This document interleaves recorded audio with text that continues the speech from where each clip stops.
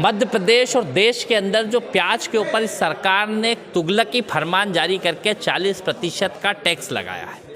50% भ्रष्टाचार में कमीशन खाने वाली ये सरकार आज 40% प्याज में भी कमीशन खाने की बात करती है। स्पष्ट है, देश के करोड़ों 3 करोड़ से ज़्यादा 3 करोड़ मैट्रिक टन से ज़्यादा प्याज का उत्पादन होता है। सरकार 3 लाख मैट्रिक टन खरीदने की बात कर रही है। बाकी किसान कहाँ जाएंगे?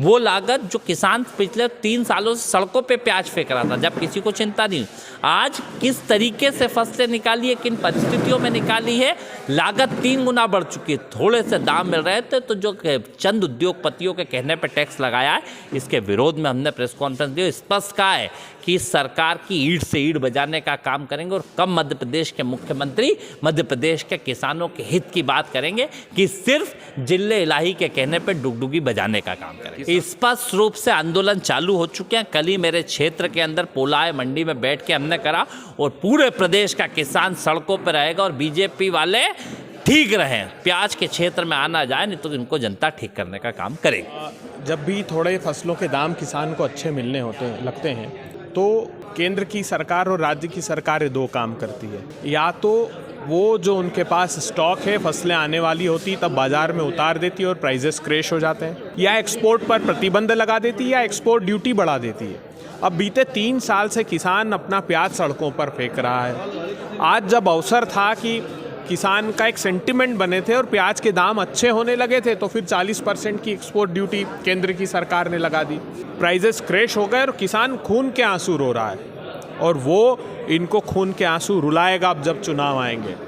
महाराष्ट्र में भारतीय जनता पार्टी के नेताओं ने केंद्र सरकार का विरोध किया, लेकिन मध्य प्रदेश की सरकार मुंह खोलने को तैयार नहीं। मध्य प्रदेश ऐसा प्रांत है समूचे देश में जिसके किसानों की आमदनी 2015-16 की तुलना में कम हो गई। ये किसने बताया? Parliamentary standing committee on agriculture ने दिसंबर 22 में ये रिपोर्ट रखी।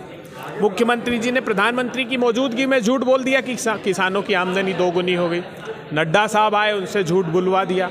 ये कहलवा दिया कि हम भावांतर भुगतान योजना कमलनाथ ने बंद कर दी थी, हमने चालू कर दी।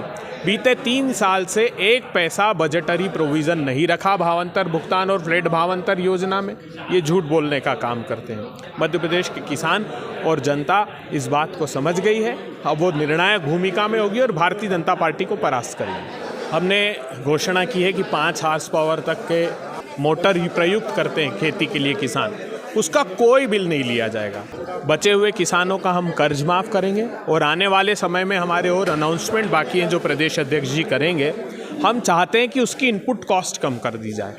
हम रेजोल्यूशन पास करेंगे आने के बाद असेंबली में कि एमएसपी का कानून उनका बनाया जाए, ताकि एक कानूनी प्रावधान हो कि इससे कम में फसल कोई खरीदेगा नहीं किसानों से, क्योंकि धन्ना सेठों को मुनाफा इससे होता है। और हम चाहते हैं कि एक व्यापक राष्ट्रव्यापी कानून बने, इसकी ओर भी हम कदम बढ़ाएंगे।